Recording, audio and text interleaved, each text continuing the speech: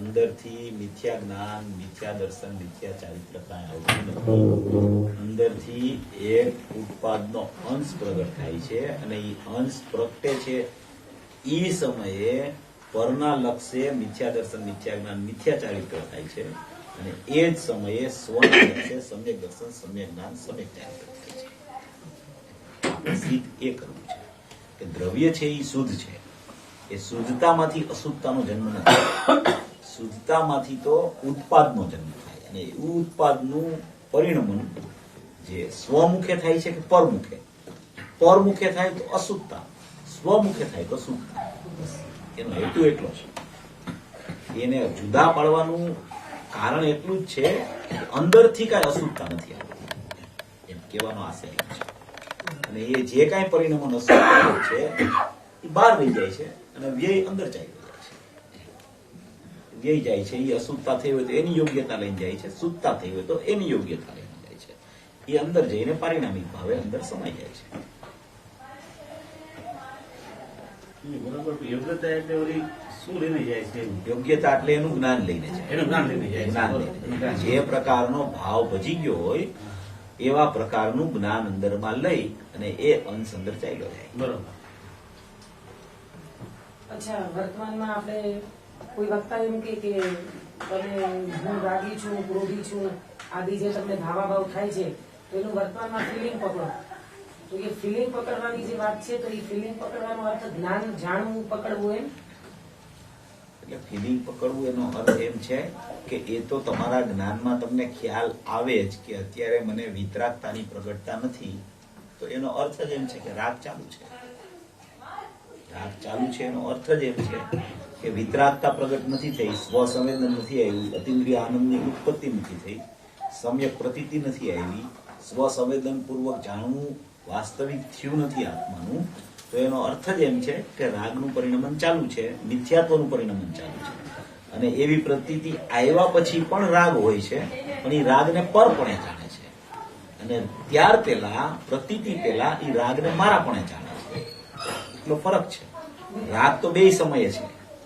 હા, નહીં એટલે મારું કેવું એવું છે કે આજે પ્રોસેસ આપણે જે બતાવીએ છીએ એટલે પ્રોસેસની જે વાત ચાલે છે ને કે ભાઈ હું રાગી છું, હું ક્રોધી છું, માન્યું છું એવું તું માને છે અંદરમાં, પણ એ તને માને છે પણ એનું જે ફિલિંગ છે કે ફિલિંગ નથી પકડવામાં આવતું. એટલે જાણવું જે જ્ઞાન છે એ પકડવામાં જ્ઞાનમાં ખ્યાલ આવતો નથી. ખ્યાલમાં નથી આવતો એમ. એ જ્ઞાનમાં ખ્યાલ તો આવવો જોઈએ.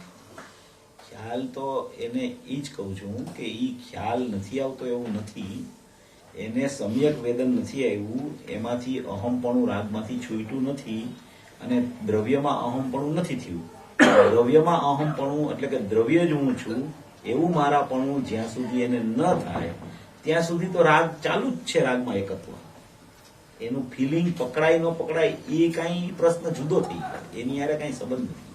એને પ્રતીતિ નથી આવી ને, એને અનુભૂતિ નથી, એને સ્વસંવેદન નથી, એને વેદનપૂર્વક યથાર્થ ત્રિકાળી દ્રવ્યનું જાણવું થયું નથી. તો એ જાણવું નથી થયું અને પ્રતીતિ નથી આવી, તો એનો મતલબ એમ છે કે એમાં રાગમાં એકત્વ બુદ્ધિ ચાલુ જ છે એની. કારણ કે રાગ તો પ્રતિ સમયે પ્રગટ રૂપ મોજૂદ છે. રાગ તો જ્ઞાની અજ્ઞાની બધાને પ્રતિ સમય મોજૂદ છે.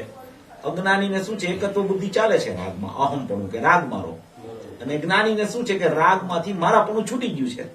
રાગ તો છે બેયને, જ્ઞાની કે અજ્ઞાની જન સુખ દુઃખ રહિત ન કોઈ, જ્ઞાની વેદે ધૈર્યથી, અજ્ઞાની વેદે રોઈ. તો ઈ વાત છે, ઈ જ્ઞાની અજ્ઞાની બેયને રાગ તો છે, રાગનું પરિણમન છે, પણ ઈ રાગમાં એકત્વ બુદ્ધિ જ્ઞાનીને છૂટી ગઈ છે. એ રાગને મારો નથી માનતો. એકત્વ, મમત્વ, કર્તૃત્વ, ભોક્તૃત્વ, કારણત્વ, સ્વામિત્વ, જ્ઞાતૃત્વ એ બધું છૂટી ગયું છે. એ પોતાનું નથી માનતો અને ઓલો એને પોતાનું માનીને પ્રવર્તે છે. રાગ મારો છે, આ રાગમાં અહમ ચાલે છે.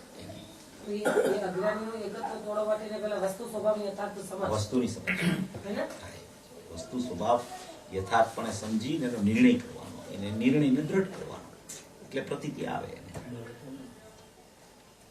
પેલામાં પેલું કામ નિર્ણયનું છે. જ્યાં સુધી નિર્ણય સ્વભાવનો ન થાય, સ્વભાવનો એટલે બે સ્વભાવનો, પર્યાય સ્વભાવનો નિર્ણય હોવો જોઈએ અને દ્રવ્ય સ્વભાવનો પણ નિર્ણય હોવો જોઈએ. કોઈ એમ કે હું એકલો દ્રવ્ય સ્વભાવનો નિર્ણય કરું છું અને પર્યાય સ્વભાવમાં શું ચાલે છે એ મને કઈ ખબર જ નથી હોતી, તો એ વાત બરાબર નથી. પર્યાયનું પરિણમન જે અપેક્ષાએ જ્યાં જેવી રીતે થાય છે, નિરપેક્ષ પણ છે, સાપેક્ષ પણ છે. એ પર્યાયનું જ્ઞાન પણ યથાર્થ એને હોવું જોઈએ. જો પર્યાયનું જ્ઞાન યથાર્થ ન હોય અને એને એમ થાય કે હું એકલો દ્રવ્યનો નિર્ણય કરવા માટે તત્પર થયો છું, તો એને એ જ ખબર નથી પડતી કે નિર્ણય દ્રવ્યનો ચાલે છે કે પર્યાયનો ચાલે છે. એટલે પર્યાયનું પણ યથાર્થ સ્વરૂપ એના ખ્યાલમાં હોવું જોઈએ કે પર્યાયનું પરિણમન છે, પર્યાયને શું કહેવાય, દ્રવ્ય પર્યાય સ્વરૂપ વસ્તુ પ્રમાણનો વિષય છે તો એ શું, પર્યાયનું પરિણમન સટકારકથી થયું એ શું, પર્યાયનું પરિણમન સટકારકથી થયું એની સાથે નૈમિતિક થયું તો એ શું, એમાં બહારમાં ઉદય અનુદય અભાવ એ શું, કર્મનો ઉદય કેવી રીતે આવે, એના નિમિત્તે અહીંયા રાગ કેવી રીતે થાય, એના નિમિત્તે અહીંયા મિથ્યાત્વ કેવી રીતે થાય, એ બધું એને પેલા જ્ઞાન તો ચોખ્ખું હોવું જોઈએ. એવું જ્ઞાન ચોખ્ખું ન હોય તો સીધો દ્રવ્યનો નિર્ણય એમ ન થઈ શકે. એટલે પહેલા પ્રમાણની વસ્તુ એના ખ્યાલમાં પછી એમાંથી નિશ્ચય. હા. એટલે ગુરુદેવના પ્રતાપે છે, ગુરુદેવને સાંભળતા હોય નિરંતર એ લોકોને તો આ બધો ખ્યાલ આવી જાય છે, કારણ કે ગુરુદેવ બધું સ્પષ્ટીકરણ ખૂબ કરતા હોય છે. એટલે સૌથી પહેલામાં પહેલું તો દરેક જીવે એ કાર્ય કરવા જેવું છે કે 5-10 વર્ષ કોઈ પણ જીવ નવો આવ્યો હોય કે જૂનો હોય, 5-10 વર્ષ કન્ટિન્યુઅસ પેલા ગુરુદેવને સાંભળવા જોઈએ વ્યવસ્થિત. જો એ 5-10 વર્ષ ગુરુદેવને વ્યવસ્થિત સાંભળે ને તો જ એને ખરેખર ન્યાયો અંદરમાં બેસવાના ચાલુ થાય છે. જ્યાં સુધી ઈ ગુરુદેવને 5-10 વર્ષ વ્યવસ્થિત સાંભળતો નથી ને ત્યાં સુધી ક્યાંક ને ક્યાંક ખેંચતાણ ચાલ્યા કરે છે. અને એ 5-10 વર્ષ જયારે ગુરુદેવને સાંભળે ને ત્યારે એને ખબર પડે છે કે હવે જ્ઞાન કેવી રીતે મારું કામ કરે છે, રાગ કોને કહેવાય, મિથ્યાત્વ કોને કહેવાય, અજ્ઞાન કોને કહેવાય, સમ્યક જ્ઞાન કોને કહેવાય, વિતરાગતા કોને કહેવાય, સમ્યક દર્શન કોને કહેવાય, ધ્રુવ સ્વભાવ કોને કહેવાય, ઉપાદાન કોને કહેવાય, નિમિત્ત, નિશ્ચય, વ્યવહાર, ક્રમબદ્ધ, કારણસૂત્ર પર્યાય, એ બધી એને ત્યારે ખબર પડે ગુરુદેવમાં રોજ સાંભળે ને. એટલે ઈ રોજ સવારે 1 કલાક, સાંજે 1 કલાક, જેટલો ટાઈમ મળે એટલો મારી દ્રષ્ટિએ તો ગુરુદેવનું પ્રવચન રોજ 2 વાર સાંભળવું જ જોઈએ. અને કોઈની પાસે ઓછો ટાઈમ હોય તો 1 કલાક તો રોજ ગુરુદેવનું પ્રવચન સવારે સાંભળવું જ જોઈએ. અને એ ગુરુદેવનું પ્રવચન સાંભળવામાં પણ એક એની પદ્ધતિ છે. ઘણા લોકો શું કરે છે કે અમુક ગાથાઓ સાંભળી લેતા હોય છે. જેમ કે 6ઠી ગાથાનું કોઈ કહે 6ઠી જ સાંભળા કરે, 11મી જ સાંભળા કરે, 38મી જ સાંભળા કરે, એમ નહીં. આખું સમયસર તમે સાંભળો એક વખત, પહેલેથી છેલ્લે સુધી માં બધો વિસ્તાર આવી જાય ગુરુદેવના પ્રવચન. અને એ ગુરુદેવના પ્રવચન તમે વ્યવસ્થિત શાંતિથી એક ચિત્તે સાંભળો ત્યારે તમને ખરેખર વાસ્તવિક વસ્તુ સ્થિતિનો ખ્યાલ આવે કે ખરેખર હું ક્યાં ઉભો છું. હું પેલા નિર્ણય મેં કર્યો હતો એ કેટલો ખોટો હતો અને હવે મારો નિર્ણય મને કેવી રીતે ખ્યાલ આવવા માંડ્યો, મારી ભૂલ ક્યાં થાય છે, મારી ભૂલ મને પકડાય છે કેવી રીતે, એ બધું પેલા સાંભળતા હોય ને એને કન્ટિન્યુઅસ ચાલુ રાખવું અને ન સાંભળતા હોય એને ચાલુ કરી દેવું. અને શાસ્ત્ર પેલાથી છેલ્લે સુધી પૂરું સાંભળવું. કોઈ ગાથા એમ કે આ ગાથા બહુ સારી છે, આમાં તો ઊંચામાં ઊંચી વાત ગુરુદેવે કહેલી છે એટલે ઈ સાંભળી લેવી પછી પૂરું કામ, એમ નો ચાલે. આ તો વિતરાગતાનો માર્ગ છે. આમાં વિતરાગતા કેવી રીતે પ્રગટ થાય? રાગનું પરિણમન અનાદિનું ચાલુ છે અને રાગની એકત્વ બુદ્ધિ અનાદિની ચાલુ છે, જીવ અનાદિનો છે, છૂટ્યું નથી ક્યારેય એકત્વ બુદ્ધિ એની તૂટી નથી, ક્યારેય મમત્વ એનું છૂટ્યું નથી. તો એના માટે પહેલામાં પહેલા તો ગુરુદેવની વાણીનો સ્વાધ્યાય ખૂબ વિચારપૂર્વક વ્યવસ્થિત હોવો જોઈએ. જો એ વિચારપૂર્વક ગુરુદેવની વાણી વ્યવસ્થિત સાંભળે તો એને છે ને તરત બધો ખ્યાલ આવવા મળે. એને જેટલા શલ્ય હોય ને એ બધા એક પછી એક નીકળતા જાય. ગુરુદેવને કોઈ પ્રશ્ન કર્યો કે તમે આટલી બધી આ સ્પષ્ટીકરણ, આટલો બધો વિસ્તાર, અમારે આટલું બધું કરવું, કાંઈક એવું ટૂંકું બતાવો અમને કે જેનાથી અમે તાત્કાલિક અમને સમજણ પડી જાય. અમે આટલું બધો વિસ્તાર તો અમારું તો આ કેટલું અમારે સાંભળવું ને કેવી રીતે. એટલે ગુરુદેવે એનો જવાબ આપ્યો કે અનાદિનો જીવ છે અને અનાદિના એટલા શલ્ય છે એના, અને મિથ્યાત્વના અનંત પ્રકાર છે, અનંત પ્રકાર. એ પ્રકાર તારા ખ્યાલમાં આવે એટલા માટે અમે આટલો વિસ્તાર કરીએ છીએ. તું અનાદિનો ભૂલો પડેલો છો, ભલે રહ્યો ભગવાન, પણ છો ભૂલો પડેલો. અનાદિનું તારું ક્યાંક ને ક્યાંક એકત્વને શલ્ય ચાલ્યા જ કરે છે. એના માટે અમે આ વિસ્તાર કરીએ છીએ કે આ વિસ્તારમાંથી તને ખ્યાલ આવી જાય કે હું ક્યાં ભૂલું છું, મારી ક્યાં ભૂલ થાય છે, કેમ મને પ્રાપ્તિ નથી થતી, મારું સ્વરૂપ કેમ મારા ખ્યાલમાં નથી આવતું, તને ખ્યાલમાં આવી જાય. એટલા માટે આટલો વિસ્તાર કરીએ છીએ. ગુરુદેવ જેવા પુરુષ જયારે 45 વર્ષ સુધી 5-5, 6-6 કલાક તો રોજ શાસ્ત્રનો સ્વાધ્યાય કરતા હોય અને એ 3-3 કલાક આપણને ઉપદેશ ને બોધ આપે અને એ 45 વર્ષ સુધી કન્ટિન્યુઅસ શાસ્ત્ર વાંચ્યા જ કરે. હવે નહીતર ઈ સમ્યક દ્રષ્ટિ પુરુષ, તીર્થંકરનું દ્રવ્ય, ચારેય અનુયોગ એનામાં નિતરતા દેખાય આપણને.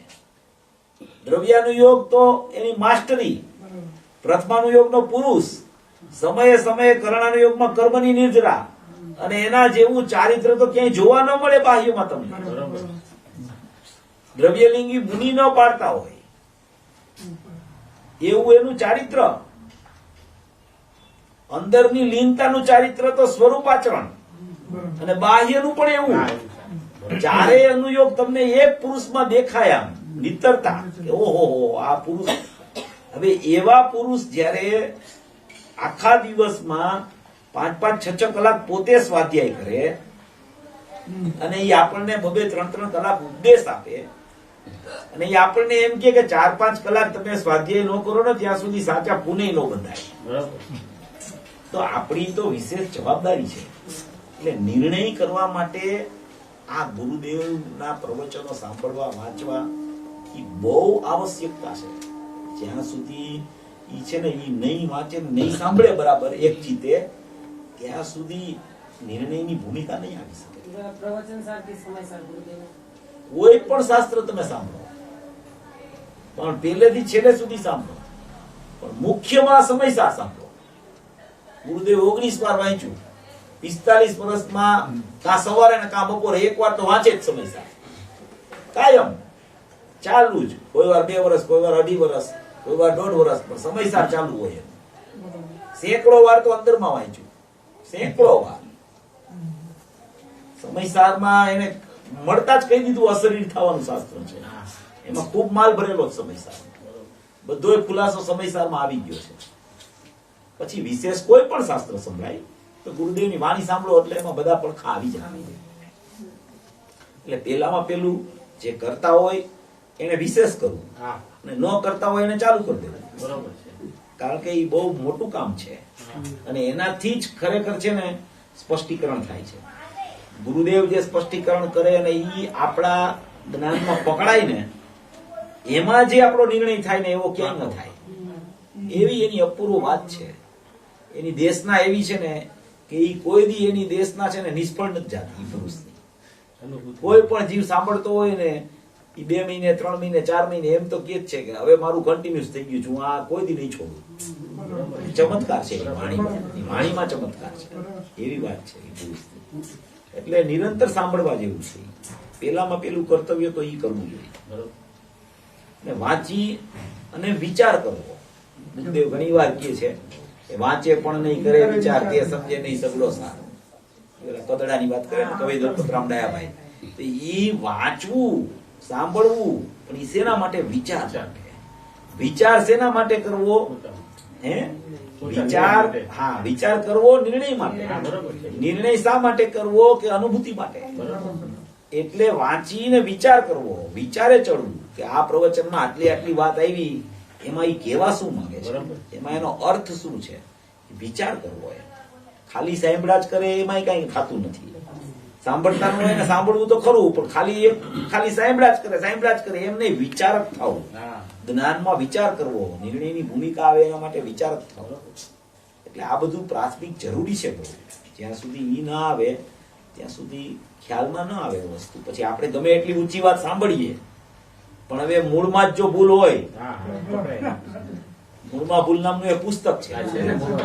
હવે મૂળમાં જ જો ભૂલ હોય આપણી તો ઓલી વાત તો બધી ઉપરથી ચાલી જાય. વાત ગમે ખરી સાંભળવી બહુ, કે ધ્રુવ સામાન્ય છે ને ધ્રુવ વિશેષ છે ને કારણ સૂત પર્યાય છે ને ત્રિકાળી દ્રવ્ય છે, એ બધું તો બહુ સારી વાત છે સારી વાત. અને ગમે એ સારું છે, એમ નથી, એવું નથી, પણ એમ કે પછી ઈ પકડાવવું જોઈએ. બરાબર. ખાલી એમને એમ સાંભળવાનો માર્ગ નથી આ.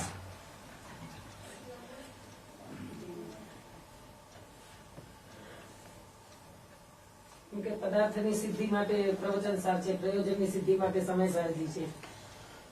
દરેક કોઈ પણ વસ્તુની સિદ્ધિ માટે કોઈ પણ શાસ્ત્રમાં ગુરુદેવની વાણી છે ને એમાં બધું વસ્તુ આવી જાય છે. પ્રવચન સાર સાંભળો, સમયસાર સાંભળો, નાટક સમયસાર સાંભળો કે રત્નકરણ સાવકાચાર સાંભળો, ગુરુદેવની કોઈ પણ વાણી તમે સાંભળો ને એમાં એના એક પ્રવચનમાં છે ને બધી વાત આવે છે. દ્રવ્ય ગુણ પર્યાયનું પૂરું સ્વરૂપ આવે છે. કોઈ પ્રવચન એવું મને બતાવી દો કે જેમાં દ્રવ્ય ગુણ પર્યાયની વાત ગુરુદેવે ન કહી હોય. ત્રિકાળી દ્રવ્યની વાત કરે, એની પર્યાયની શુદ્ધતા અશુદ્ધતાની વાત કરે, પર્યાયને પરદ્રવ્ય એમાં કહે, ત્રિકાળી દ્રવ્યને સ્વદ્રવ્ય કહે, દ્રષ્ટિનો વિષય બતાવે, જ્ઞાન પ્રધાન શૈલીથી વાત કરે. ગુરુદેવની શૈલી જ છે. એના એક પ્રવચનમાં 12 અંગનો સાર આવે, એની શૈલી છે. કોઈ પણ શાસ્ત્ર હોય એની આવે જ બધી વાત. પુરુષાર્થ સિદ્ધિ ઉપાય સાંભળો ને તો એમાં દ્રષ્ટિના વિષયની વાત આવે. એટલે એ તો એની પ્રણાલી, એની પદ્ધતિ જ એવી છે કે તમે સાંભળો એટલે તમને એમાંથી કાંઈક ને કાંઈક તો એવું મળે ને કે તમારું કામ થઈ જાય. એની શૈલી જ એવી છે પુરુષ. કોઈ પણ પ્રવચન સાંભળો તમે. આજે જે વાત કરી હતી કે સહજ શુદ્ધ નિશ્ચયને અને પરમ શુદ્ધ નિશ્ચયને, તો એ બેમાં સહજ શુદ્ધ નિશ્ચયને કોને વિષય બનાવે છે, પરમ શુદ્ધ નિશ્ચયને કોને વિષય બનાવે છે? તો અગર હું ત્રિકાળી ધ્રુવ ભગવાન આત્માને બનાવતો હોય વિષય, તો એ બંને વસ્તુ એક થઈ ને. એકચ્યુઅલી એવું છે કે એક જ્ઞાનને વિશે અનંત નયો છે. એક જ્ઞાનને વિશે અનંત નયો છે. નયોના પ્રકાર અનંત પ્રકાર છે. જે પ્રકારે જ્ઞાન કામ કરતું હોય એ પ્રકારની ઈ નહીં પડે. હવે આ નહીંથી આ વિષય પકડાય છે એવું નથી. પેલા તો જયારે એ વિષય પકડાય છે ને ત્યારે એનું નામ નહીં પકડાય છે. તો આપણે વિષય પકડવો છે. આપણે કઈ નહીંથી પકડાય નથી જોવાનું. આપણે કામ વિષયનું છે. એ વિષય ખ્યાલમાં આવે ત્યારે એ જે નહીં હશે એ પ્રગટ થઈ જશે. એને સહજ શુદ્ધ નિશ્ચય નહીં કયો, પરમ શુદ્ધ નિશ્ચય નહીં કયો, ખાલી નિશ્ચય નહીં કયો, દ્રવ્યાર્થિક નહીં કયો, તમે જે નહીં કયો એ દ્રવ્ય હાથમાં આવ્યું કે નહીં, બસ એ અગત્યની વાત છે. હંમેશા મૂલવણી ત્રિકાળી દ્રવ્યની ત્રિકાળી દ્રવ્યથી કરવી. કોઈ બીજો એને જાણે એ વિષય બરાબર નથી. કાર્યથી કારણની સિદ્ધિ કરવાનું પ્રયોજન નથી. કારણ કે કાર્ય પ્રગટ ક્યારે થાય? કાર્ય પ્રગટ થાય ક્યારે? જ્યારે કારણ ખ્યાલમાં આવે ત્યારે. તો ખ્યાલમાં કારણને લેવાનું છે. થાય છે ઉલટું. કાર્યથી કારણ કેવી રીતે પકડાય? આ પર્યાયથી આ કેવી રીતે પકડાય? કઈ પર્યાયથી આ જ્ઞાયક પકડાય? પર્યાયથી જ્ઞાયક પકડાય એ વાત સાચી છે. પર્યાયમાં જ પકડાય જ્ઞાયક, પણ વલણ એનું જ્ઞાયકનું ચાલવું જોઈએ. જ્ઞાયકનું વલણ ચાલે ત્યારે પર્યાયમાં એની શુદ્ધતા પ્રગટ થઈ જશે. વિચાર એ રીતે કરવાનો છે. થાય છે શું? ઓલી પર્યાયથી જ ઓલે ઈ એક એવી જ વિકલ્પ ધારા ચાલવા માંડી છે બધાની. એટલે શું થાય છે? ઈ રીતે જ બધા એની મૂલવણી કરે છે. ભાઈ કોઈ ના નથી પાડતું. થાય અનુભવ પર્યાયમાં જ. પર્યાયમાં જ દ્રવ્ય ખ્યાલમાં આવે, પર્યાયમાં જ જ્ઞાનમાં જ ખ્યાલ આવે. એ વસ્તુ પણ એ વસ્તુ જ્ઞાનમાં ખ્યાલ આવે એ વસ્તુની કિંમત છે. જ્યાં ખ્યાલમાં આવે એની કિંમત નથી કાંઈ, વસ્તુની કિંમત છે. આજે તમે વાત કરી કે કારણ સુખ પર્યાયનો વિષય એટલો બધો સૂક્ષ્મ ગંભીર છે કે જેના માટે પોણો કલાક તો ખરેખર બસ નથી પડે. તો હવે આપણી પાસે જે અત્યારે સમય છે એમાં તમે એનો થોડો વિશેષપૂર્વક ખુલાસો કરો કે જેથી આખી વસ્તુ સળંગ રીતે છે ને જીવને વધારે સ્પષ્ટતાથી ખ્યાલમાં આવે. આ વાત એવી છે ને આપણે એની ચર્ચા આજ તો ઘણી ઘણી કરી છે કારણ સુખ પર્યાયની, પણ છતાંય આપણે એનો સંક્ષિપ્તમાં લઈ લઈ. કારણ સુખ પર્યાય શું કહેવાય, એ વસ્તુ કેવી છે, એ કેવી રીતે ખ્યાલમાં આવે, એનું સ્વરૂપ કેવું છે. કારણ સુખ પર્યાય છે ને, એક તો દ્રવ્ય છે ત્રિકાળ, બરાબર, એક એના અનંત ગુણો છે, અને એ અનંત ગુણોની અનંત કારણ સુખ પર્યાય છે. આ આખું ત્રિકાળી દ્રવ્ય છે.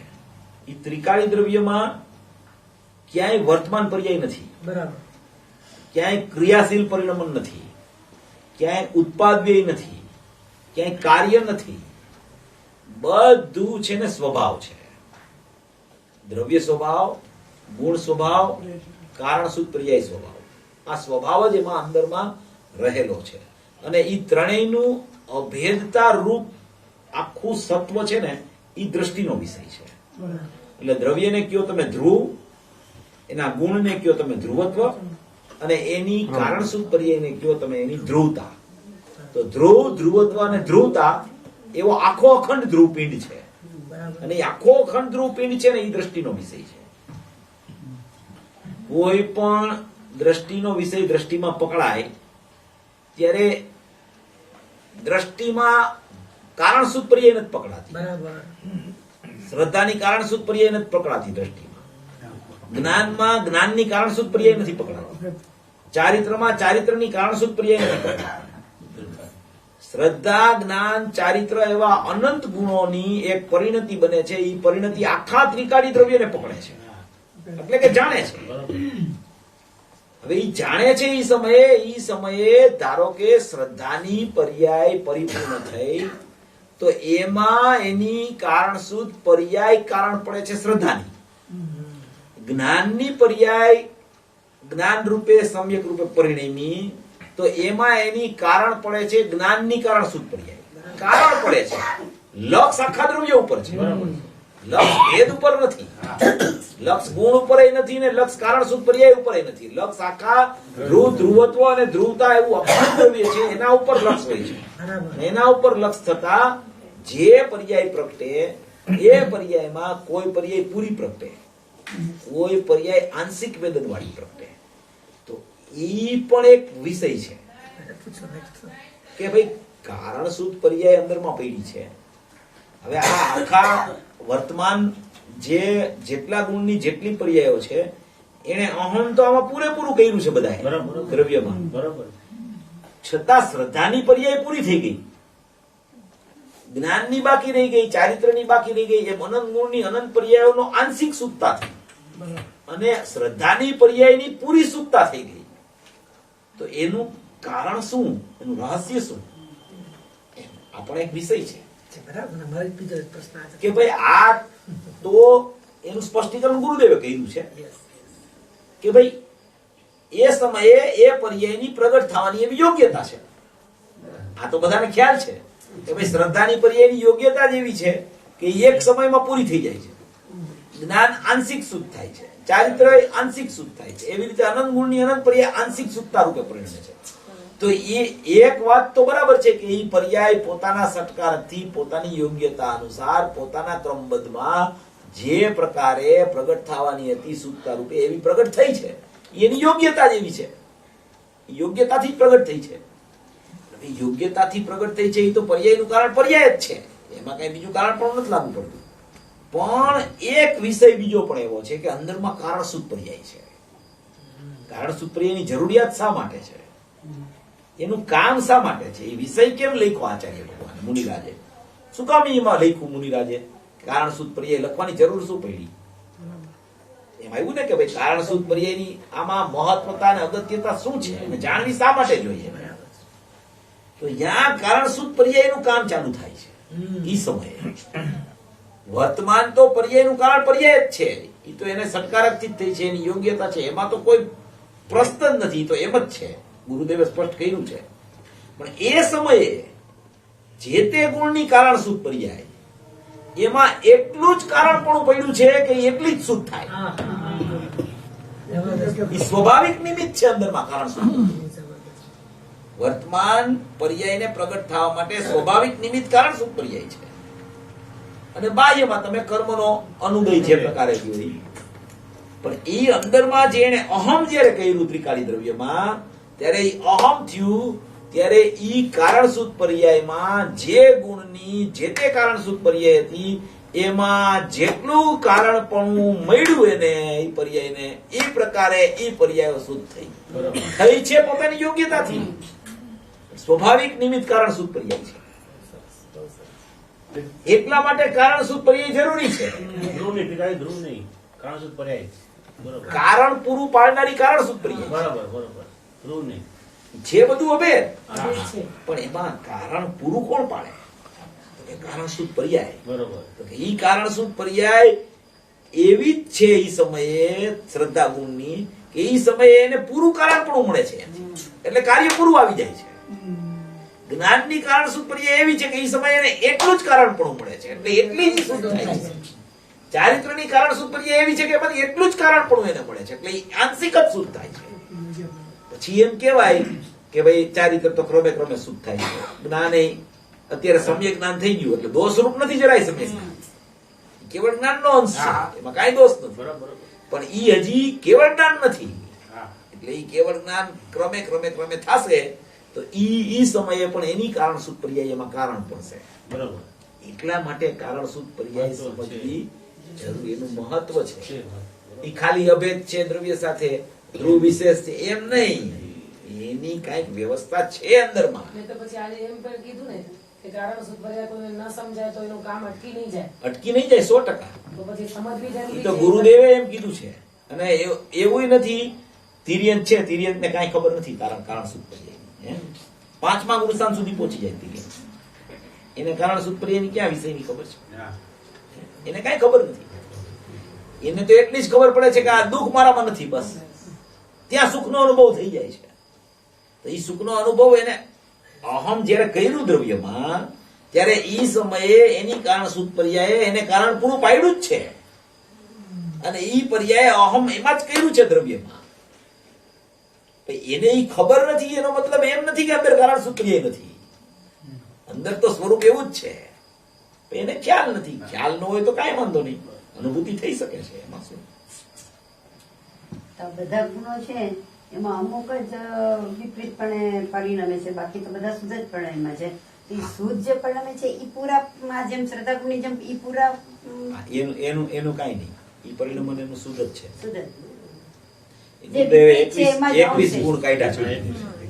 21 ગુણ અમે એકવાર ગુરુદેવ કહેતા હતા કે જંગલમાં ગયા ત્યારે અમે કાઢ્યા હતા. 21 ગુણનું વિપરીત પરિણામ છે. હા. 21 ગુણ અનંત ગુણ છે, એમાંથી 21 બાદ કર્યો તો કેટલા રહીએ?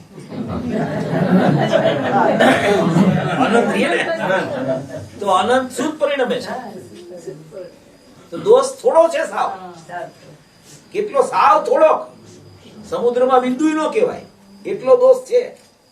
હવે એમાં વાર કેટલી લાગે જાતા?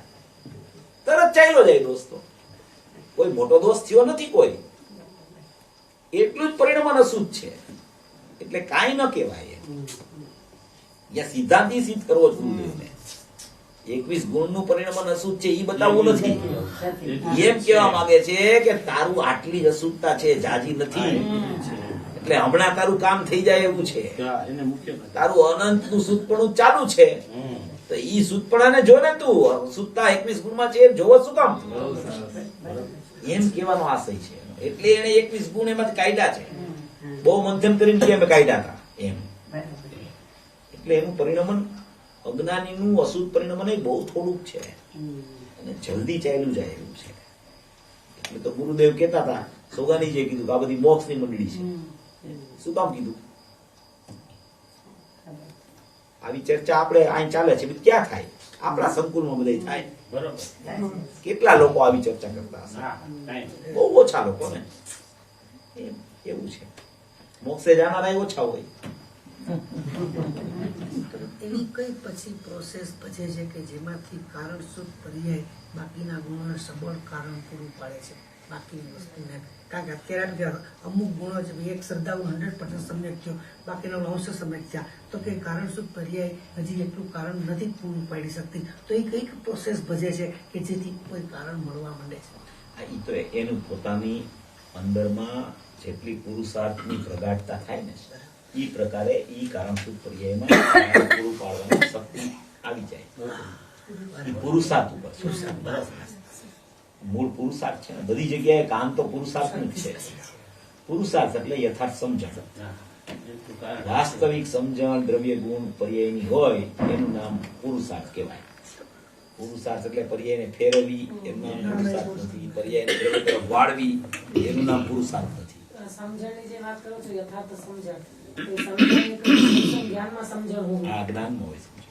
અને એક આપણે એમ કહીએ ને કે યથાર્થ સમજણ હોય તો એનો પુરુષાર્થ ઉપડે. હા. તો એ સમજણથી એને અનુભવ થશે, યથાર્થ સમજણથી યથાર્થ સમજણથી એને સ્વરૂપ ખ્યાલમાં આવશે. સ્વરૂપ ખ્યાલમાં કે આવશે. દ્રવ્ય આવું છે, ગુણ આવા છે, કારણસૂત્ર પર્યાય આવી છે, ત્રિકાળી દ્રવ્ય આવું છે, વર્તમાન ઉપયોગ આવો છે, એ બધી સમજણ એને થવા મળશે ને તો એનો અભિપ્રાય ફરી જશે. અભિપ્રાય કરી દે.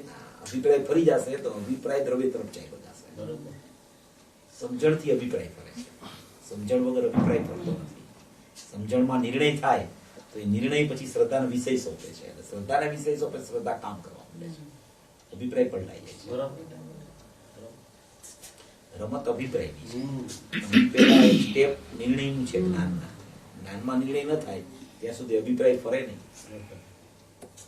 આજે સવિકલ્પ નિર્ણયની વાત કરે છે તો એ સવિકલ્પ નિર્ણયમાં એને પૂરી વસ્તુ ખ્યાલમાં આવી જશે. સવિકલ્પ નિર્ણયમાં આવે છે ખ્યાલમાં, મિથ્યા દ્રષ્ટિને આવી જાય. નિર્ણયમાં આવી ગયા પછી ઘણો ટાઈમ સમયદર્શન ન પણ થાય. એ તો શ્રદ્ધા ગુણનું કામ છે. પછી જ્ઞાને નિર્ણય કરી લીધો, હવે શ્રદ્ધા ગુણ જ્યાં સુધી પરિણમે નહીં તો એ તો બે પોતપોતાથી છે સ્વતંત્ર. જ્ઞાનને કારણે કઈ શ્રદ્ધા થતી નથી. નહીં તો એને યથાર્થ સમજણ આવી ગઈ અને નિર્ણય થઈ ગયો તો પછી ત્યાં શું કમી રહી જાય છે, અથવા એવો કયો પુરુષાર્થ?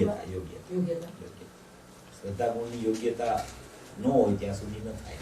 એનો મતલબ એમ થયો કે કાલથી. નહીં, એનો મતલબ એમ થયો કે પુરુષાર્થથી કાંઈ ન થતું. પુરુષાર્થથી જ થાય છે, પણ એ પુરુષાર્થ એને નિર્ણય કરવાનો કર્યો, પણ નિર્ણય કરવાનો પુરુષાર્થ કર્યો છતાંય જો કાળલબ્ધિમાં પરિણામ ન આવવાનું હોય તો એને એવો પુરુષાર્થ કરવાનું કે પર્યાય ક્રમબદ્ધ છે એ પુરુષાર્થ ચાલુ રાખવાનો. એ અનંતો પુરુષાર્થ છે. ધૈર્યનો. હા, પુરુષાર્થ અનંતો છે. કેમ નથી આવતી પર્યાય, કેમ નથી આવતી, એમ નહીં. એમ નહીં, એ પુરુષાર્થ નથી. એ તો ઉલટો પુરુષાર્થ છે. સમજણમાં આવે એને કે ભાઈ આવવાનું હોય ત્યારે જ આવશે. ઈ ધીરજ રાખવી પડે. ધીરજ રાખવાની, પ્રમાદ કરવાનો નહીં, ખોટું ઉતાવળું થવાનું નહીં. આ એકદમ મધ્યસ્થતાનો માર્ગ છે. આ છે ને ત્રાજવાના તોલે છે. એક આમ ત્રાજવું ન જોઈએ, એકદમ કાંટો વચ્ચે રહેવો જોઈએ, બરાબર બેલેન્સ. ક્યાંય છે ને ખેંચતાણ ન થવી જોઈએ. એવી જ્ઞાનની મધ્યસ્થતા થાય ને તો એ શ્રદ્ધામાં પરિણામ આવે છે. નિર્ણય થયો હોય સ્વરૂપનો અને પર્યાયનો બે, છતાંય પરિણામ ન આવતું હોય તો એનો મતલબ એવો નથી કે નિર્ણય ખોટો છે. નિર્ણય સાચો હોય ન હોય એ સમય આવવાનો, સ્વકાળ પામવાની યોગ્યતા ન હોય તો ન થાય. એમાં ધીરજ નહીં ગુમાવવાની, શાંતિથી વિચાર કરવાનો, મધ્યસ્થતા રાખવાની. આને આપણે લૌકિકના દ્રષ્ટાંતથી ઘટિત કરીએ તો આ વાત જરા એમ લાગે છે જેવી રીતે કોઈ વિદ્યાર્થી છે એ ખૂબ મહેનત કરી અને ભણે છે, પૂરો એક આખો વર્ષ સ્ટડી કરે છે અને ફર્સ્ટ નંબર લઈ આવે છે, તો આપણે કે જો કેટલી મહેનત કરી તો આ પહેલો નંબર લઈ આવ્યો. અહીંયા મોક્ષ માર્ગમાં એવી રીતે નથી દેખાતું કે આટલો નિર્ણય કર્યો, આ બધું કર્યું, છતાં અહીંયા એમ કહેવા માંગે છે કે તું ધીરજ રાખ, એ પર્યાય જયારે આવવાની હશે ત્યારે આવશે. તો આની સામે એમ લાગે એમ જ છે સ્વરૂપ. એ ઓલી વાત તો દ્રષ્ટાંતની બરાબર છે, જેમ હોય એમ. આમાં આમ જ છે, કઈ ફેરફાર ન થાય. જ્યારે સ્વાનુભૂતિ થાય છે ત્યારે જે સંવેદનમાં આવે છે તો એ સંવેદન જ્ઞાન એના સ્વભાવ એટલે સંવેદનમાં શું આવે છે? સંવેદન છે ને બેન, જ્ઞાનની પર્યાયનું હોય. હા. અને વેદન હંમેશા જ્ઞાનમાં હોય. જ્ઞાન સિવાય કોઈ ગુણમાં વેદન નથી. અનંત ગુણની અનંત પર્યાય એક સાથે અભેદ થઈને પરિણતિ બનીને પરિણમે, છતાં વેદન એકલું જ્ઞાનમાં હોય. અને એ વેદનના સમયે શ્રદ્ધામાં પ્રતીતિ હોય, ચારિત્રમાં લીનતા હોય. એવી અનંત ગુણોની અનંત પર્યાયનું એ રીતે પરિણત હોય. વેદન જ્ઞાનમાં એકલા જ્ઞાનમાં જ આવે. વેદન હંમેશા જ્ઞાનમાં જ્ઞાનનું હોય. જ્ઞાયક સાથે અભેદ પણ હોય, પણ વેદન જ્ઞાનમાં જ્ઞાનનું હોય. જ્ઞાયકનું ખરેખર વેદન ન હોય.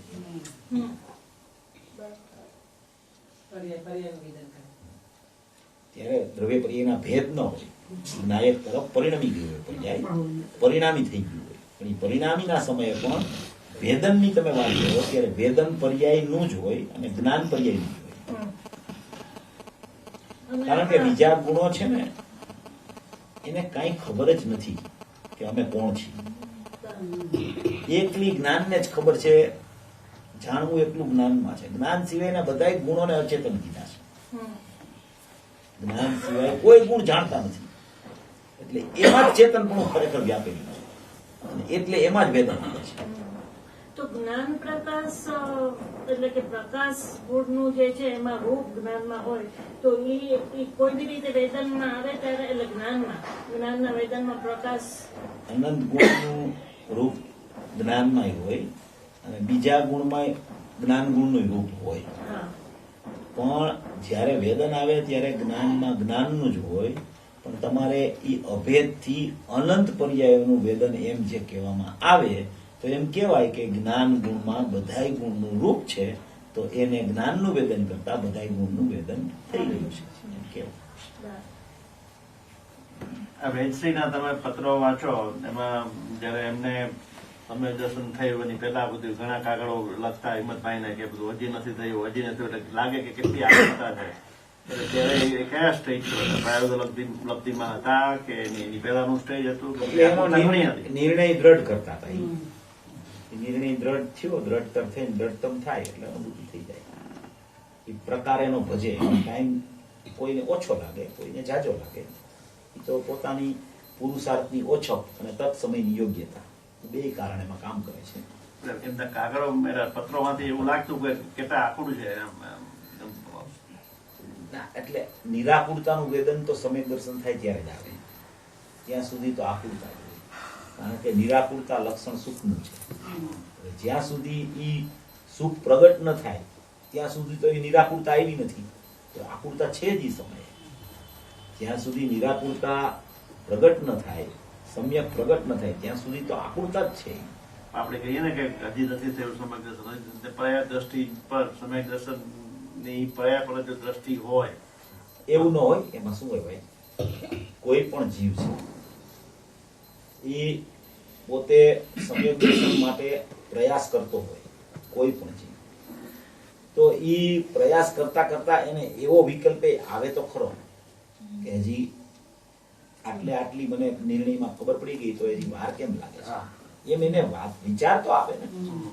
વિચાર તો કોઈ પણ જીવ આગળ વધતો હોય તો એને આવે છે. તમે કોઈ ગાડી લઈને એક ગામથી બીજે ગામ જતા હો, કિલોમીટરની તમને ખબર પડી ગઈ હોય કે 200 કિલોમીટર મારે પહોંચવાનું છે. હવે એવી રીતે કોઈ જીવ આગળ વધતો એને ખબર પડી ગઈ હોય તો 100 કિલોમીટર આવે, 125 કિલોમીટર આવે તો વિચાર તો આવે ને કે હવે કેટલી વાર છે, કેટલી વાર. એ વિચાર તો આવે, પણ ઈ વિચારમાં વિકલ્પો એની અગ્રતા ન રાખે. એ વિચારમાં જ્ઞાનને આગળ કરે. ઈ સમયે વિકલ્પ ચાલતો હોય પણ એ વિકલ્પની મુખ્યતા ન હોય. વિકલ્પ ચાલે એનું જ્ઞાન વર્તે, પણ એ દેખાય એને જ્ઞાન. ને જ્ઞાનમાં ખબર પડે કે આ પ્રકારનો વિકલ્પ ચાલુ છે, આ પ્રકારની આકૃતા ચાલુ છે, પણ એ અગ્રતા એની જ્ઞાનમાં હોય. એટલે એ જ્ઞાન આગળ વધતું ચાલતું હોય. દેખાય એમ કે આ આકૃતા થાય છે, આકૃતા થતી હોય, પણ ઈ સમયે પણ એનું જ્ઞાન તો આકૃતાના જ્ઞાનમાં હોય, તો જ એ આગળ વધી શકે. વિકલ્પ સાથે એ પ્રકારની એકત્વ બુદ્ધિ જો એને ચાલવા માંડે તો એનો પાછું ભરી જાય. તો એટલે આગળ વધતા પણ આ પ્રકારનું જ્ઞાન, વિકલ્પો એનું જ્ઞાન વર્તતું હોય એટલે એને ખબર પડે કે આ પ્રકારનો વિકલ્પ આવ્યા કરે છે, એટલે એ વિકલ્પ તોડવાના પુરુષાર્થે હોય, ને એ વિકલ્પ તૂટે એટલે અનુભૂતિ થઈ જાય. ઉપયોગ સામાન્ય અને ઉપયોગ વિશેષમાં ફરક. ઉપયોગ સામાન્ય છે ને ભાઈ, એ કર્મોપાધિથી રહિત છે. ઉપયોગ સામાન્ય છે એમાં કોઈ પણ જાતની કર્મની ઉપાધિ લાગુ નથી પડતી. અને સામાન્ય ઉપયોગ છે એ ત્રિકાળી દ્રવ્યમાંથી પ્રગટ થાય છે. અંદરથી મતિશ્રુત અવધિ મનપ્રિય કેવળ જ્ઞાન એવું કોઈ ઉપયોગ પ્રગટ નથી થતો. કારણ કે જો એવો ઉપયોગ થતો હોય, મતિશ્રુત આવતો હોય તો પછી કાયમ મતિશ્રુત જ આવ્યા કરે. કેવળ જ્ઞાન અંદરથી આવતું હોય તો કાયમ કેવળ જ્ઞાન જ આવ્યા કરે. એટલે અંદરથી જ્ઞાન સામાન્ય આવે છે અને એ જ્ઞાન સામાન્ય પરિણમે છે ને એનું નામ મતિશ્રુત છે. તો એ મતિશ્રુત છે એ વિશેષ છે અને જ્ઞાન અંદરથી આવે છે એ જ્ઞાન સામાન્ય છે. અને જ્ઞાન સામાન્ય છે એ પર્યાયનો સ્વભાવ છે અને જ્ઞાન મતિશ્રુત અવધિ મન પર્યાય કેવળ રૂપ પરિણમ્યું એ પર્યાયનો વિશેષ છે. જ્ઞાન અભેદગ્રાહી કહેવાય છે ને આ સવિકલ્પ નિર્વિકલ્પ કેવી રીતે? જ્ઞાન અભેદગ્રાહ્ય કહેવાય છે એ એટલા માટે કહેવામાં આવે છે કે જ્ઞાન કોઈ દિવસ અભેદને કથનચિત અનન્યપણે છોડતું નથી. એટલા માટે જ્ઞાનને અભેદગ્રાહ્ય કીધું છે પંચાધ્યાયમાં. પણ એ અભેદગ્રાહ્ય કીધું છે એટલે એવું એનું સ્વરૂપ જ છે કે એ કથનચિત અનન્યપણું એનું છૂટતું નથી જ્ઞાયકથી. એટલે એમ કહેવાય એને કે જ્ઞાન અભેદગ્રાહ્ય છે. એનો અર્થ એમ છે. જ્ઞાયક સાથે આપે. હા, અભેદગ્રાહ્ય છે એટલે એનો અર્થ અનુભૂતિ જ છે એમ નથી. એ અભેદગ્રાહ્ય છે એટલે અંશ અંશીને કદી છોડતો નથી. એટલે એને એમ કહેવાય કે જ્ઞાન અભેદગ્રાહ્ય છે. જ્ઞાનની પર એનું આત્મા સાથે તાદાત્મ્ય છે એ હંમેશા હા, અનન્યપણું છે. અનન્ય. હા, એ ચાલુ જ છે. પ્રકાશ હોય ને, પ્રકાશ એ સૂરજમાંથી આવતો હોય તો એ પ્રકાશ ક્યારેય સૂરજને છોડે નહીં. સૂરજને પ્રકાશ છોડી દે તો પ્રકાશ કે સૂરજ કાંઈ ન રહીએ. એ અપેક્ષા એને અનન્યપણું કહેવાય. સંવેદન અને વેદન, સંવેદન અને વેદન, એ વેદન સંવેદન ગમે તે કહો, બરાબર છે. સામાન્ય ઉપયોગ ને વર્તમાન ઉપયોગ એ બે રીત છે. એક જ છે સામાન્ય ઉપયોગ. એ સામાન્ય વિશેષ એ વિશેષ રૂપ કન્વર્ટ થઈને પરિણમે એ જ સમયે. કારણ પરમાત્મા કારણ સત કરે એવો અભેદ રવે એમાંથી સમય સમય જે જાણું જે નીકળે એ સામાન્ય એ ઉપયોગ. સામાન્ય હા, એ સામાન્ય ઉપયોગ. અને એ જ એમાં અનુભૂતિ સર ભગવાન આત્મા અનુભવ આવે છે. આ એ અનુભવ આવે છે. એમ છે. અને એ જ આ બાલ ગોપાલ જેને એ જ જે 17-18 ગાથામાં આવે છે. એ સમયમાં વિશ્વ બી ઝલકે છે સ્વગી અને પરગી બંને ઝલકે છે એટલું સ્વગી લેવાનું સામાન્ય. તમે જયારે સામાન્ય ઉપયોગની ચર્ચા કરો ત્યારે સામાન્ય ઉપયોગ છે એમાં દ્રવ્ય તો અનન્યપણે જણાઈ ગયું છે અને બહારના જ્ઞેયો તો ભિન્નપણે પ્રતિભાસી રહ્યા છે. દ્રવ્ય તો જણાઈ ગયું છે, દ્રવ્ય તો અનન્યપણે જણાઈ ગયું છે અને બહારના જેટલા જ્ઞેયો છે એ બધા ભિન્નપણે પ્રતિભાસક થઈ ગયા છે. કારણ કે એ સ્વપર પ્રકાશક છે. એ ઉપયોગ ખાલી સ્વપ્રકાશક નથી. કોઈ પણ જ્ઞાનનો ઉપયોગ પ્રગટ થતો હોય ને એ નિયમથી સ્વપર પ્રકાશક હોય. પણ સ્વપર પ્રકાશકમાં અહીંયા લક્ષની અપેક્ષાએ જોવો તો એને દ્રવ્યનું લક્ષ છે એટલે કે દ્રવ્ય સાથે અનન્ય છે. પછી લક્ષ કોણ કરે છે એ લક્ષ એ પોતે જ જ્ઞાન સામાન્યમાં જ એવો ખ્યાલ આવે છે એને કે મારો જ્ઞાન ઉપયોગ છે ને એ મારા જ્ઞાયકથી અનન્ય છે. એ ખ્યાલ આવ્યો ને એનું નામ લક્ષ કહ્યું. ખ્યાલ આવ્યો તો અનુભૂતિ. અને એવો ખ્યાલ જ્યાં સુધી નથી આવતો ત્યાં સુધી અનન્યપણું છૂટતું નથી. પણ ખ્યાલ નથી આવતો એટલે એનું કન્વર્ટપણું મતિ શ્રુત મિથ્યામાં થઈ જાય છે. સ્વરૂપ સ્વભાવ ને શક્તિમાં સ્વભાવ એમાં ગુણો લેવાના. સ્વરૂપ એટલે એમાં જ્ઞાયક છે એનું રૂપ લેવાનું. અને શક્તિ એ અનંત ગુણો છે એનું નામ શક્તિ. અનંત ગુણો એ શક્તિ. સ્વભાવ એટલે ભાવ એટલે ગુણ સ્વાભાવિક અને સ્વભાવ એટલે પોતાના ગુણ. શક્તિ એટલે ગુણ અને સ્વરૂપ એટલે જ્ઞાયક છે એનું રૂપ. ધર્મો ધર્મો તો નિત્ય અનિત્ય એક અને ભેદ ભેદ એ બધા ધર્મો છે. એ સાપેક્ષ ધર્મો કહેવાય. ધર્મો છે ને હંમેશા જોડકા હોય. જોડકાને નિત્ય અનિત્ય એક અને ભેદ ભેદ એને તમે જુદા ન પાડી શકો. એ એક સાથે જ રહે. એ ધર્મો છે ને એ ધર્મો સાપેક્ષ કહેવાય. એ ધર્મોની કદી પર્યાય ન હોય અને ગુણોની પર્યાય હોય. માટે એ સાપેક્ષ ધર્મો છે ને એ દ્રષ્ટિના વિષયમાં નથી આવતા. એ જ્ઞાનના વિષયમાં જાય છે. દ્રષ્ટિના વિષયમાં સાપેક્ષ ધર્મો ન આવે. જો દ્રષ્ટિના વિષયમાં તમે સાપેક્ષ ધર્મ લ્યો તો પહેલી વાત તો એ છે કે નિત્ય અનિત્યપણું તમે લ્યો તો નિત્ય અને અનિત્યપણું જો દ્રષ્ટિના વિષયમાં આવી જાય તો આત્મા અનિત્ય થઈ જાય. એટલે નિત્ય અનિત્ય ધર્મ ન આવી શકે. હવે તમે નિત્ય ધર્મને લ્યો અને અનિત્ય ધર્મને કાઢો તો એ જોડકું કોઈ દિવસ તૂટે નહીં. ધર્મો યુગલ હોય અને હંમેશા એ સાપેક્ષ હોય અને હંમેશા એ ધર્મોની કદી પર્યાય ન હોય. ગુણોની પર્યાય હોય. ગુણો હંમેશા નિરપેક્ષ હોય અને ધર્મો હંમેશા સાપેક્ષ હોય. સાપેક્ષ એટલે એકબીજા વિના ન હોય. એ ધર્મો એનું જોડકું છે. એટલે નિત્ય અનિત્ય ધર્મ લ્યો ને એટલે બધું ક્લિયર થઈ જાય. તમે નિત્ય અનિત્ય એ બે ધર્મ જો દ્રષ્ટિના વિષયમાં લ્યો તો દ્રવ્ય અનિત્ય થઈ ગયું. એટલે ધર્મ નથી દ્રષ્ટિના વિષય. જેવી રીતે આમાં એમ કીધું કે આપણે ગુણોને ગુણ ભેદ નથી પણ ગુણને લઈએ છીએ આપણે દ્રષ્ટિના વિષયમાં એટલે અનંત અખંડ અભેદ વસ્તુ. તો એવી રીતે ધર્મોને કાઢી કેમ નાખશો? કાઢી નથી કેમ નાખવાના. કે એ બી તો વસ્તુના સ્વભાવમાં જ છે ને. કાઢી નથી અનંત ધર્માત્મક વસ્તુ છે. કાઢી નથી નાખવાના. એને કોઈ કાઢી ન શકે કોઈ વસ્તુ. આત્મામાં જ રાખવાની છે. પણ જ્યારે દ્રષ્ટિ તમે દ્રવ્ય ઉપર કરો ત્યારે એ દ્રષ્ટિ જ્યાં અહમ કરે એ અહમ કરે ને ત્યાં ધર્મોનું જ્ઞાન હોય છે પણ ધર્મોમાં અહમ નથી થતું. નીકળતા નથી ધર્મો. ધર્મો ક્યાંય જુદા ન પડી જાય, ત્યાં જ રહીએ. પણ અહીંયા દ્રષ્ટિ જયારે અહમ કરે ત્યારે અહમ એનું ધર્મમાં નથી થતું, અનંત ગુણાત્મક વસ્તુમાં થાય છે. ધર્મો જ્ઞાન તરીકે રહી જાય છે અને અહમ એનું દ્રષ્ટિના વિષયમાં થઈ જાય છે. એટલે એને એમ કહેવામાં આવે છે કે ધર્મો દ્રષ્ટિના વિષયમાં નથી, ત્યાં જ છે. જ્ઞાન એને જાણે છે. ગુણોમાં ગુણો તો અભેદ છે. અભેદ છે. ગુણો આખો ગુણોનો સમુદાય છે અને આખો કારણ સુત્પ્રિયનો સમુદાય છે. એ બધું થઈને આખું એક ત્રિકાળી દ્રવ્ય છે અને એ ત્રિકાળી દ્રવ્યમાં દ્રષ્ટિ અહમ કરે છે ત્યારે ધર્મો ત્યાં છે પણ અહમ એમાં નથી. शक्ति ने गुणों में एक है।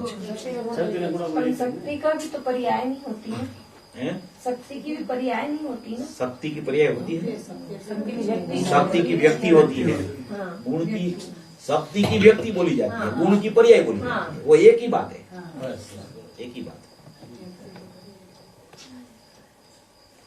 તમે જે આપણે વાત કરી જે કહ્યું કે નિર્ણય બી સાચો થાય, બરાબર બધું પોતાના જ્ઞાનમાં આવી જાય, પણ છતાં કાળલબ્ધિ પાકી ન હોય તો સમય દર્શન ન થાય.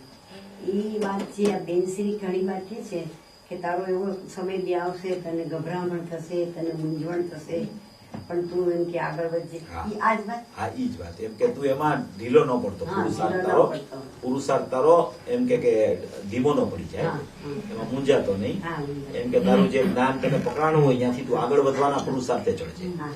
આ જ વાત બેનશ્રી જે વાત કરી. પ્રાયોગિક ગતિ સુધી તો આવે છે પણ પછી ગતિ ભેદ નથી કરતો. આ જ વાત કરણ હતી મને. હમણાં આપણે વાત આવી ને કે જે ઉત્પાદ થાય છે એ તો સામાન્ય જ થાય છે અને પછી પરિણામી છે ત્યારે મતિ શ્રુત રૂપે પરિણામે.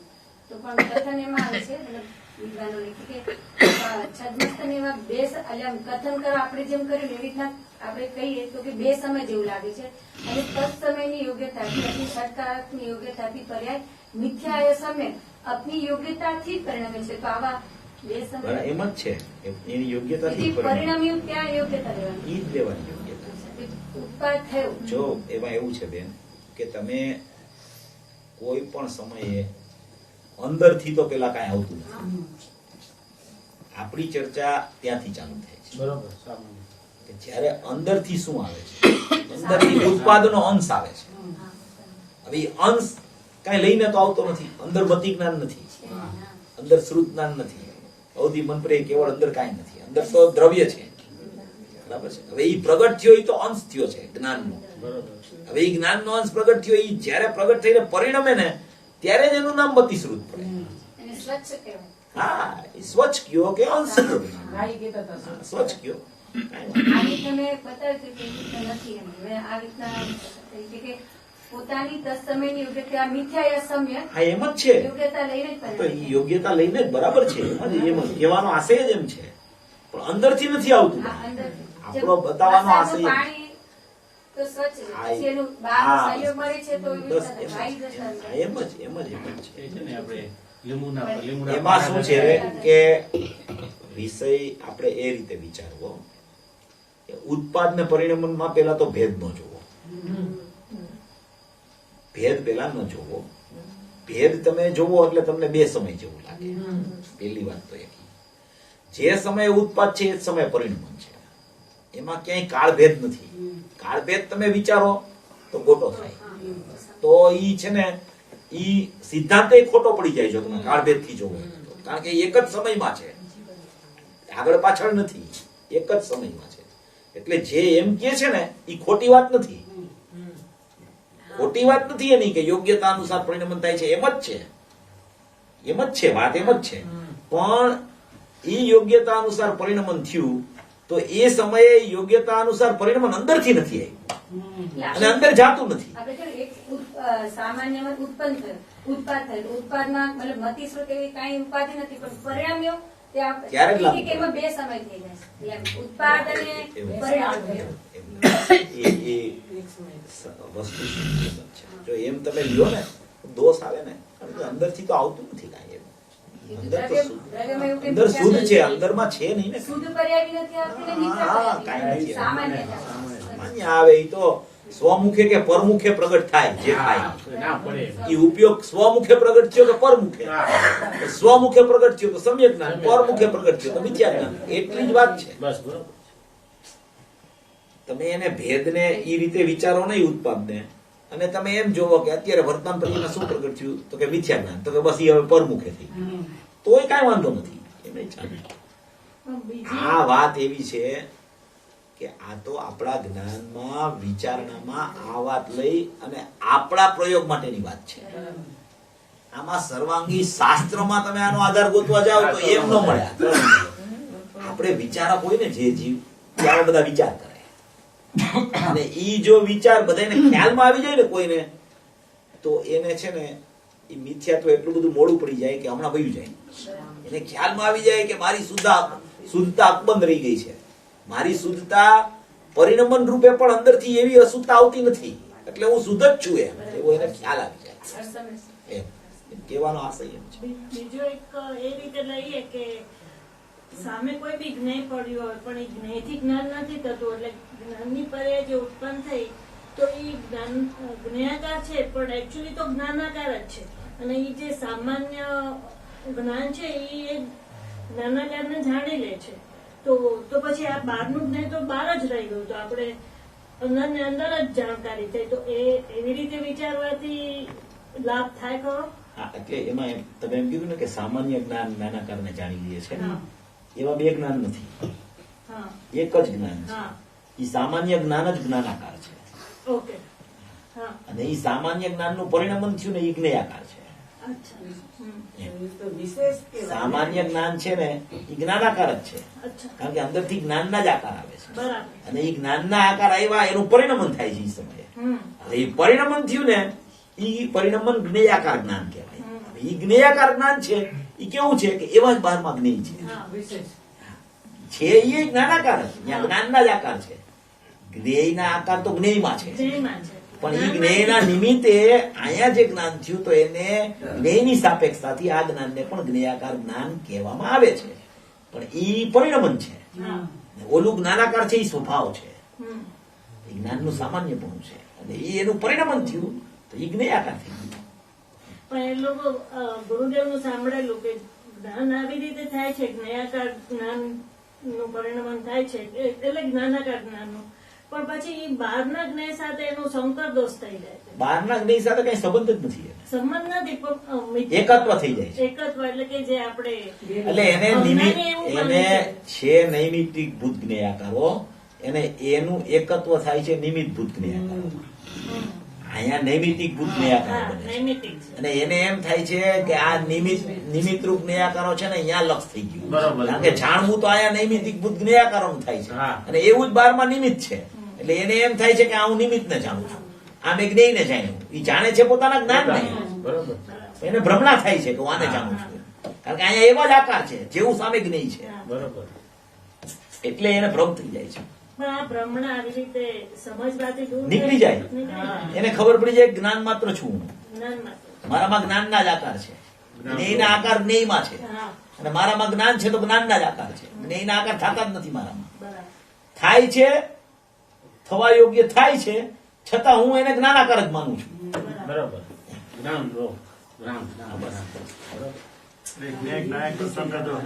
નીકળી જાય. દોષ તો શ્રદ્ધા ગુણની પર્યાયમાં છે ને કે જ્ઞાન જ્ઞાનાકાર તો જ્ઞેયાકાર પોતાને જ જાણે છે, પણ એ સમયે શ્રદ્ધા ગુણની પર્યાયમાં એવું માન્યતા છે કે હું બહાર ને જાઉં. જ્યાં સુધી શ્રદ્ધા સમ્યક નથી થતી ત્યાં સુધી બધાય ગુણની બધી પર્યાયમાં દોષ છે. જ્ઞાને એ સમયે અજ્ઞાન રૂપ પરિણમે છે, શ્રદ્ધા એ સમયે મિથ્યાત્વ રૂપ પરિણમે છે, ચારિત્ર એ સમયે રાગ રૂપ પરિણમે છે. કોઈ ગુણની પર્યાયમાં દોષ ન હોય મિથ્યા દર્શનના ટાઈમે, એવું નથી. 21 ગુણની વાત ચાલી ને, 21 ગુણની વાતમાં બીજા ગુણોની પર્યાય શુદ્ધ પરિણમી જાય છે, 21 ગુણની પર્યાય અશુદ્ધ પરિણમે છે, એવી રીતે ભાગલા નથી. એ સામાન્ય પરિણમન છે, અહીંયા શુદ્ધ પરિણમન નથી લેવાનું. એ સામાન્ય પરિણમન છે. કારણ કે કોઈ પણ એક ગુણની પર્યાય અશુદ્ધતા રૂપે મિથ્યાત્વની થતી હોય ને તો અનંત ગુણની અનંત પર્યાય છે ને અશુદ્ધ જ છે એમ વિચારવાનું. જ્યાં સુધી મિથ્યાત્વ ન જાય ત્યાં સુધી બધું અશુદ્ધ છે. મિથ્યાત્વ જ સંસાર છે. મિથ્યાત્વ ગયો, મિથ્યાત્વનો પર્યાય ચાલ્યો ગયો, સમ્યક દર્શનનો પર્યાય થયો તો બધી પર્યાયોમાં શુદ્ધતા પ્રગટ થઈ. એક દેશ ગયો તો એક દેશ એમ. એટલે એ સમયે છે દોષ અભિપ્રાયનો કે એને ખોટું માન્યું છે, પણ જાણવા પૂર્વક માનવાનો દોષ છે, એકલો માનવાનો દોષ નથી. જ્ઞાન તો પેલા દોષી જ છે. જ્ઞાનની અપેક્ષાએ પછી શ્રદ્ધા દોષ નીકળે છે. બેયનો દોષ છે. યથાર્થ જૈનો તો માનવું યથાર્થ આવે. તો સમ્યક દર્શન પહેલા નિર્ણાયક સંકર દોષ દૂર નથી થતો કે થાય છે? સમ્યક દર્શનના સમયે દૂર થાય છે. સમય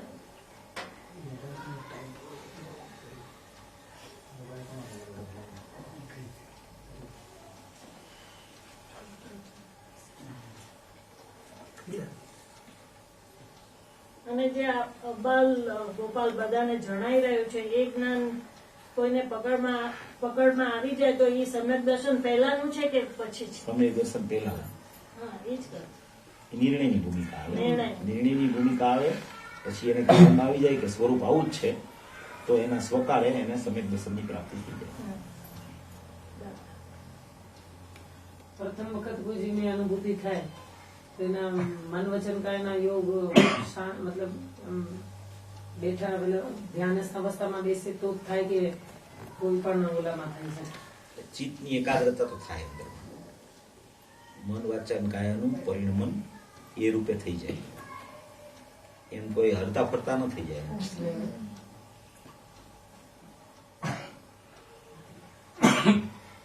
तो जीववाणी में उत्पाद वय की कथन तो अलग रूप से आता है ना, जैसे सम्यक का उत्पाद, मिथ्यार्थ का वय, श्रद्धा गुण के पर्याय ध्रुव, श्रद्धा गुण ध्रुव, मतलब ये किस प्रकार और आप जो कथन किए ना वो जो उत्पाद लेके और फिर उसके परिणमित हुआ वहाँ मिथ्यार्थ और सम्यक परिणमित होता है, इसमें कैसा है? वो तो एक समय में ही है सब. हाँ, उसमें कोई इतनी बात नहीं है. अपने को ऐसा ही सोचना कि मैं शुद्ध स्वभावी भगवान आत्मा हूँ और वो भगवान मेरा ज्ञान में जानने में आ रहा है. इतनी सोच चलेगी तो वो उत्पाद का परिणमन ही सम्यक हो जाएगा. ऐसा. तो उत्पाद वय कैसा वो जो आता है ना, उत्पाद जो है वो सामान्य है, व्यय भी सामान्य है, ध्रुव भी सामान्य है एक समय में. और परिणमन जो है उसका उत्पाद का ही परिणमन होता है. उत्पाद ही परिणमित होता है. तो परिणमित है उसमें मिथ्यात्व या सम्यक दर्शन है. तो मिथ्यात्व और सम्यक दर्शन जो परिणमन में आया वो लेके अंदर व्यय नहीं जाता है, वो उधर ही रह जाता है और व्यय अंदर चला जाता है. उत्पाद अंदर से आता है, व्यय अंदर जाता है, एक समय की क्रिया बाहर रह जाती है. ऐसा है स्वरूप. वो 49 गाथा है ना, उसमें आया है. तीसरे नंबर का बोल का प्रवचन है गुरुदेव का, वो दिवाली के टाइम का है, वो आप सुन लेना. उसमें गुरुदेव ने बहुत स्पष्टीकरण किया है, बहुत अच्छा स्पष्टीकरण है. उसमें सुनोगे ना आपको पूरा ख्याल में आ जाएगा कि इसमें कहने का तात्पर्य क्या है. 49 गाथा अव्यक्त ना बोल, 124-25 में प्रवचन.